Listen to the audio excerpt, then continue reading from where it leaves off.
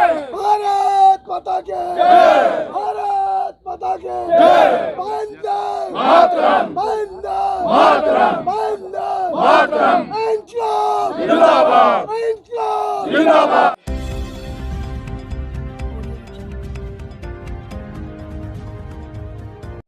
लगातार one rank one pension की जो दूसरी बार जो लागू हुआ है उसमें अनियमितताएं हैं, इस पे सवाल उठते रहे हैं।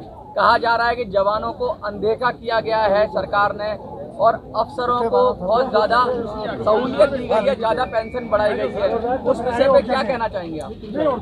हाँ जी, आपने ORP 2 के बारे में पूछा है कि हमारे जवानों के साथ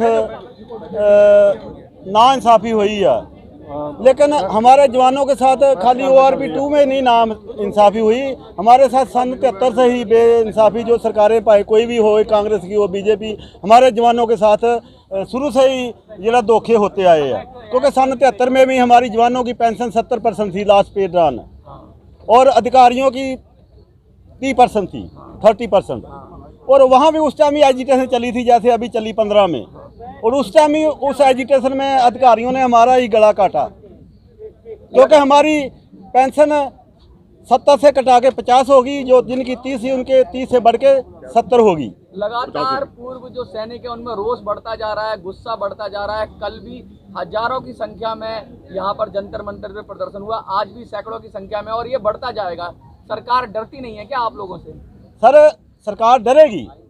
जैसे कि पहले भी एजिटेशन हुई है, अधिकार उस टाइम हम अधिकारियों के पीछे थे। हाँ। उस टाइम हमारे साबका सैनिक इतने जागरूक नहीं थे, सोशल मीडिया का टाइम नहीं था। अच्छा। अभी हमारा सोशल मीडिया के कारण जहाँ जवान जेडे जागरूक है, हमारे पढ़े लिखे जवान, अभी पहली फौज नहीं है। हाँ। कि बस जो अफसर ने बोल दिया वो जज सर वाली। हाँ। अभी जो हमारे जवान पेंशन आ रहे हैं, पढ़े लिखे आ रहे हैं, अफसर भी +2 जाता है आर्मी में और जवान भी +2 जाता है। इसलिए अभी हमारा पढ़े लिखा बहुत हमारे जवान सूझबूझ हो गए हैं। हमारे साथ जो भी वधीकियाँ हुई हैं अभी हमारे जवानों के सामने हैं। इसी की वजह से जवानों में रोष है, जो कल 20 फरवरी का हमने एजिटेशन किया, क्योंकि पहले तो हम अधिकारियों के पीछे लगे हुए थे, अधिकारियों ने हमारे कट सो करके, सरकार भी संख्या बल से डरती है, इसलिए संख्या बल सरकार अधिकारियों ने हमारा दिखाया जवानों का, जो काम 97% है, और फायदा खुद 3% अधिकारियों ने लिया। डिसेबिलिटी की बात हो रही है, डिसेबिलिटी में भी भेदभाव हो रहा है। किसी जवान अगर कोई अपना अंग खोता है तो उसको कुछ कम पैसा मिलता है,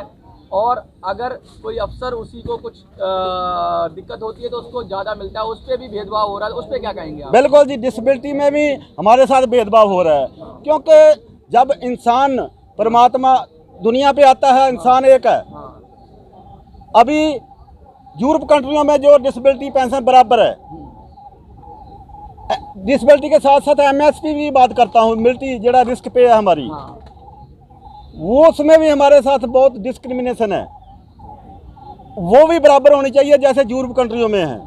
लेकिन जहाँ हमारे एक जवान की अगर लत मान लो बाँह कटी जाती है, उसको 15 से 20-25 हज़ार रुपया 100% डिसेबिलिटी मिलती है। वहाँ ही एक अधिकारी की अगर लत बाँह कटी जाती है तो उसको 2.5 लाख 2,72,000। क्यों? जब कोई अधिकारी हॉस्पिटल में ट्रीटमेंट कराएगा उसकी बाजू सोने की लगेगी और जवान की मिट्टी की। बहुत इतना क्यों फर्क है? कर रहे हैं। लगातार सरकारें ये कहती हैं कि भाई जवानों को बहुत हम ख्याल रखते हैं, वादे करती हैं।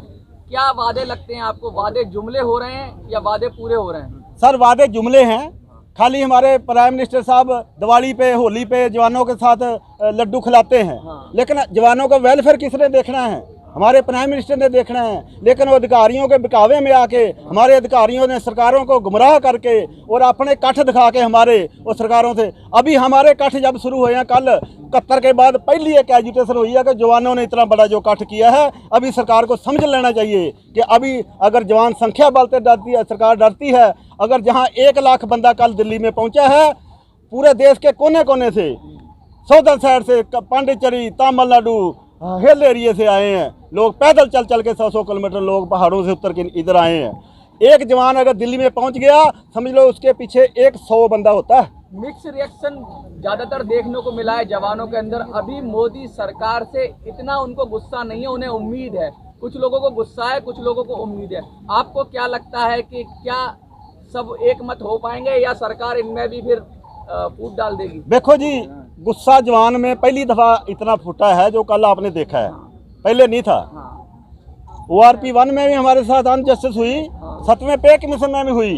जो अधिकारियों ने सरकारों के साथ मिलके खुद 2.81 फैक्टर लिया, हमारे को 2.57, उसी की वजह से ORP सेकंड डिवीजन में हमारी जो पेंशन नहीं बढ़ी, क्योंकि जो अधिकारी 2.57 में पेंशन आए 14 से पहले, वो भी जब जुलाई जी 18 में बेस लिया गया, उसके मुताबिक जो 18 में अधिकारी पेंशन आए 2.8 फैक्टर में, और पुराने वाले भी 81 फैक्टर में आ गए। इसी कारण अधिकारियों की जड़ी 15 से 25 हज़ार पेंशन बढ़ी और जवानों की बढ़ी है सिपाही से हौलदार तक ओनली। अधिकारियों के खिलाफ ज्यादा रोष है, ना कि प्राइम मिनिस्टर के खिलाफ? ऐसा नहीं, हमारा सरकार के साथ भी रोष है और अपने अधिकारियों के अगेंस्ट, क्योंकि सरकारों ने ही अधिकारियों के जाल में फंस के, अभी सरकार ये समिति थी कि पहले सब जवान अधिकारियों के पीछे लगे हुए हैं। अभी पॉलिटिकल पार्टियों को हमने मैसेज दिया है, अभी पहले की तरह नहीं है कि आपने किसी अधिकारी को सीट दे दिया तो पूरे जवान होते पीछे। इसका कारण आपने देख लिया है, आपने जगह जगह देख लिया। हमने बनारस से जड़ा तेज बहादुर को इलेक्शन में क्यों उतारा,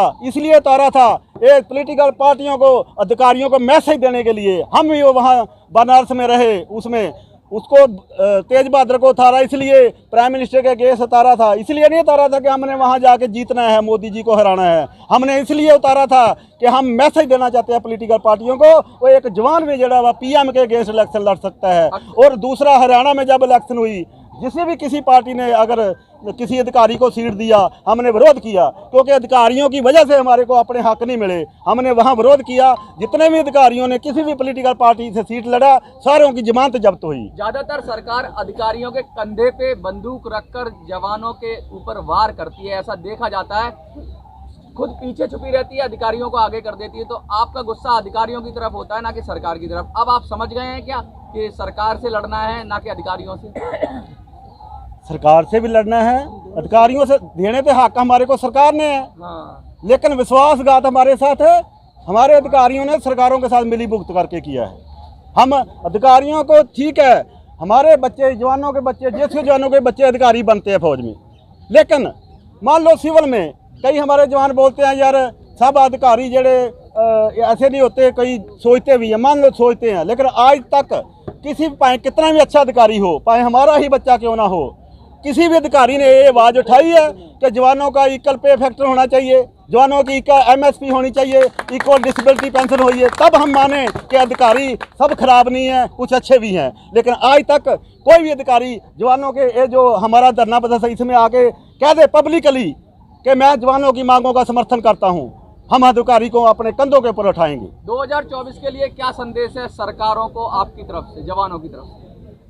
2024 में चुनाव है जो तय करेगा। हम किसी भी सरकार के अगेंस्ट नहीं है, ये धरना प्रदर्शन हमारा किसी पॉलिटिकल पार्टी के अगेंस्ट नहीं है।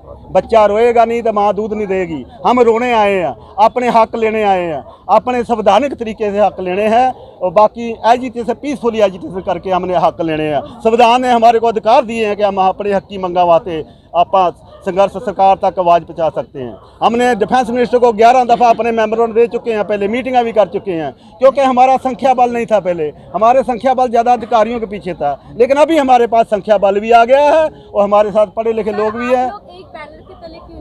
अभी हम एक बैनर के तले, जो कल इतना इकट्ठ हुआ है, पूरे JCO जवान के जड़े इकट्ठे हुए पूरे देश के कोने कोने तो एक बैनर के नीचे कोई किसी, ठीक है, पहल हमने संघर्ष कमेटी ने किया, क्योंकि हम 14 नवंबर को हमने जो यहाँ रैली किया था, उसमें जितने भी देश की जथेबंदियाँ आई थी, उनकी सहमति से उन्होंने हमारे को ये मान बख्शा के पंजाब वाले पहल करेंगे, जैसे किसानों ने किया, ऐसे हमने, हमारे को मान बख्शा, हमने पहल किया, हमने प्रोग्राम दिया, और पूरे देश की JCO जवान संस्थाओं को अपील किया, और उस हमारी अपील के ऊपर पूरा JCO जवाना की जितनी भी देश के विचों हमारा समर्थन मिला। और उसके बाद हमने कल जो है एक संयुक्त, एक साझा प्लेटफार्म तैयार किया है। ये किसी एक जथेबंदी का, किसी इंडिविजुअल का कोई ये एजिटेशन नहीं है। पूरे तमाम हमारे JCO जवान, वीर नारियाँ, शहीद परिवार, हमारे बच्चे जो कम उम्र में शहीद हो जाते हैं जो बॉर्डरों पे, ORP 1 में भी हमारी डिसेबिलिटी जड़े लिबरल लाइफ फैमिली पेंशन ले रहे हैं हमारे शहीद परिवार। आप देख लो 52 नंबर टेबल, और 9 साल की सरस, ना तो उनको ORP 1 में हमको कोई फ़ायदा हुआ और ना ORP सेकंड में। अगर हमारे शहीद परिवारों के साथ सरकारें ऐसे कर रही है तो बाकियों के साथ क्या करेगी? सॉरी सर, मैं आपकी बात काट रहा हूँ। जो अपना जो मेल मिलाप है, अपना 14 एक्ट है, उसके अधीन जो अफसर और जवानों का जो है फ़र्क नहीं दिखाया गया। अपना कानून है, संविधान वो बोलता है कि इसमें इक्वल होना चाहिए, तो ये क्यों ऐसे देखिए, किया गया? हम अधिकारियों के बराबर नहीं चाहते कि हमारी उनके बराबर पे कर दो, पेंशन कर दो, क्योंकि पढ़े लिखे, हालांकि अभी +2 जवान आता है, +2 अधिकारी जाता है, उसके बाद आर्मी की तरफ से उनको ग्रेजुएशन होती है। अलाउंस हमारी लड़ाई है, अलाउंस बराबर होने चाहिए। क्या हाईएलटी में जवान को ठंड कम लगती है और अफसर को ज़्यादा लगती है? नहीं लगता। तो क्या जवान जरा मिलिट्री सर्विस पे है, जवान बॉर्डर लाइन पे होता है, उसकी लाइफ को ज़्यादा रिस्क है? जहाँ जो पीछे बंकरों में या एसी रूमों में खाली, जवान को ज्यादा रिस्क है, और तो फिर रिस्क पे जवान को ज़्यादा मिलनी चाहिए, बताइए। बिल्कुल मिलनी चाहिए। तो फिर जवान को 5200 मिल रही है और अधिकारियों को 15,500, जबकि एक मिलिट्री हॉस्पिटल में नर्स जो बैठी है जिसकी कोई लाइफ में रिस्क नहीं है, उसको 10,400 रुपया मिल रही है। ये कितना बड़ा जरा डिस्क्रिमिनेशन है हमारे जवानों के साथ। क्या लगता है 2024 के अंदर जो चुनाव होंगे, यदि कोई सरकार आपको समर्थन देती है तो आप उनके साथ हो जाएंगे? बिल्कुल नहीं, असी किसी सरकार के समर्थन में नहीं है, किसी पॉलिटिकल पार्टी के समर्थन में नहीं जाए, पावे के हमारे साथ है। हमारी मांगों मांग है जो भी, अगर सरकार चाहे कोई भी हो, बाकी कुछ नहीं। अगर सरकार हमारी मांगे मान लेती है तो हमारे को किसी भी संगठन को, जो साझा मोर्चा पर, हमारे को किसी को बताने की जरूरत नहीं बनेगी कि किस पार्टी को वोट देना है। लोग अपने आप समझदार है, जो हमारा सोचेगी सरकार हम उसका सोचेंगे। बहुत बढ़िया, बहुत बढ़िया। Thank you. मैं आपके सभी चैनलों के माध्यम से अपने पूरे देश के साबका सैनिकों को अपील करनी चाहता हूँ कि ये धरना कंटिन्यू चलेगा। अभी फर्स्ट 10 दिन हमने पंजाब वालों ने पहल किया है और दूसरे स्टेटों के भी बंदे आ रहे हैं। और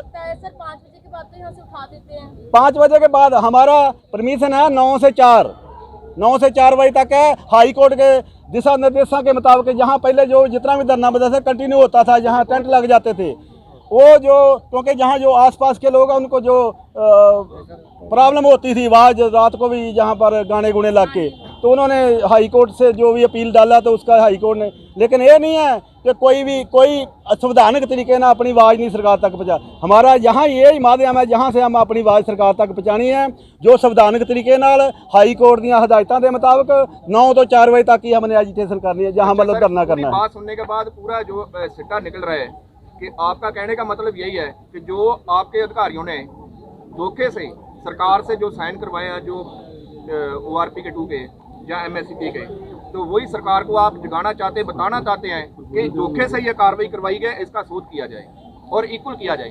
हाँ, ये हमारी मांग है कि जो अलाउंस है, हम नहीं चाहते कि हमारी पेंशन अधिकारियों के बराबर हो जाए। हमारे अलाउंस है वो बराबर होने चाहिए। रिस्क फैक्टर, डिसेबिलिटी पेंशन, पे फैक्टर, आज तक जितने भी पे कमीशन हुए हैं बराबर रेशो से पेंशन बढ़ती रही है, तनख्वाह बढ़ती रही है। लेकिन ऐसा ही क्यों अभी बीजेपी सरकार ने जो अधिकारियों को 2.81 थे, हमारे को 2.57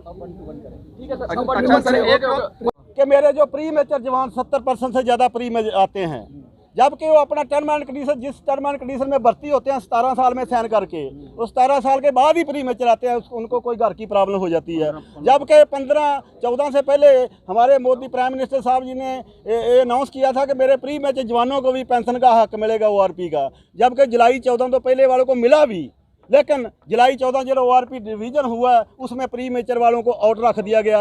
उसमें हमारे नायब सूबेदार से लेके सूबेदार मेजर ऑनरी लेफ्टिनेंट कैप्टन बिल्कुल उस ORP से वांझे हैं, उनको एक नवा पैसा नहीं, जीरो माइनस हो रही है।